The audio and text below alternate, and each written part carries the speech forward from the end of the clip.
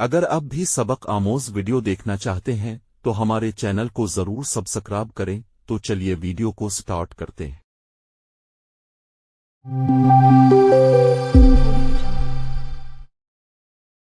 سونے کا نوالا۔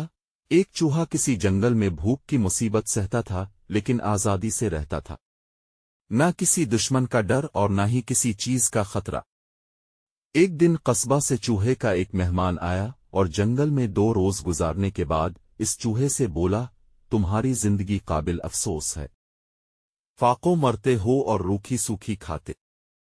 چلو تم میرے ساتھ میرے گھر، وہاں تمہیں کھانے کو مرغن غذائیں، گھی، دودھ، پستہ، بادام، گری اور اخروٹ وغیرہ کھلاؤں گا۔ جنگل کے چوہے کے منہ میں پانی بھر آیا، بڑا خوش ہوا۔ اس کے ساتھ تیاری کر کے اس کے گھر قصبہ میں آ گیا۔ ہر طرف عیش و عشرت کا سامان دیکھ کر خوشی سے پاگل ہو گیا۔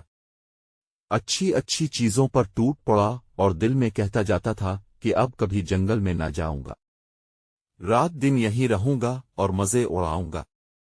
ابھی وہ مزے لوٹ ہی رہا تھا کہ ایک بچہ اندر آیا۔ اس نے چوہا دیکھا تو ایک پتھر اٹھا کر مارا۔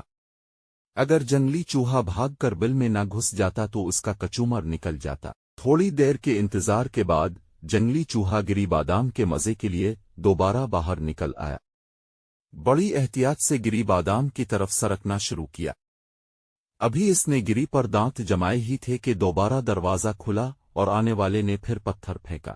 چوہے کی قسمت اچھی تھی کہ نشانہ چوک جانے سے پھر بچ گیا اور بھاگ کر بل میں چھپ گیا۔ مارے ڈر کے اس کا برا حال ہو رہا تھا۔ اپنے دل میں کہنے لگا کہ لعنت ہے ایسی گری بادام کھانے پر جس میں جان جانے کا ڈر ہو۔ ایسا عیش بیکار ہے جس میں جینا دشوار ہے۔ جنگل میں تو مجھے کچھ خوف نہ تھا، روکھی سوکھی ہی سہی لیکن حرام موت مرنے کا کوئی ڈر نہ تھا۔ جو مزہ آزادی میں ہے وہ کسی چیز میں نہیں ہے۔ یہ کہہ کر وہ چپکے سے جنگل کی طرف روانہ ہو گیا۔ حاصل کلام، آزادی سب سے بڑی نعمت ہے۔ غلامی میں سونے کے نوالے کس کام کے جہاں ہر وقت موت کا ڈر خوف ہو۔ Next video please like the video. سچائی کا بول بالا۔ ندی کنارے ایک لکڑہارا سوکھے درخت کو کلہاڑی سے کاٹ رہا تھا۔ اچانک کلہاڑی اس کے ہاتھ سے چھوٹ کر ندی میں جا گری۔ لکڑہارے کو بہت افسوس ہوا اور رنجیدگی کے عالم میں وہ خدا کے حضور سجدہ ریز ہو کر گر گڑا کر التجا کرنے لگا، خدائے کریم میرے غریب کے حال پر رحم فرما، تجھے علم ہے کہ میں سوئی تک تو خرید نہیں سکتا، کلہاڑی کیسے خریدوں گا؟ بغیر کلہاڑی لکڑیاں کیسے کاٹوں گا؟ لکڑیاں نہ کاٹیں تو روٹی کہاں سے کھاؤں گا؟ میں اور میرے بچے بھوکے مر جائیں گے۔ لکڑہارے کی فریاد ابھی ختم نہ ہوئی تھی کہ ندی کی لہروں میں ہلچل پیدا ہوئی۔ لہروں سے ایک فرشتہ نمودار ہوا اور اس نے کہا، کیا یہ سونے کی کلہاڑی تمہاری ہے؟ لکڑہارے نے جواب دیا، جی نہیں، مفلس و نادار کا اس کلہاڑی سے کیا واسطہ؟ جواب سن کر فرشتہ نے ندی کی لہروں میں غوطہ لگایا اور پھر تھوڑی دیر بعد نمودار ہو کر کہنے لگا، کیا یہ چاندی کی کلہاڑی تمہاری ہے؟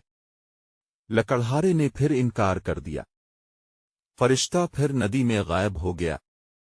تھوڑی دیر بعد نمودار ہو کر کہنے لگا، کیا یہ لوہے کی کلہاڑی تمہاری ہے؟ ہاں جناب، یہی میری کلہاڑی ہے، آپ کی بڑی مہربانی۔ فرشتہ اس سچائی پر بہت خوش ہوا۔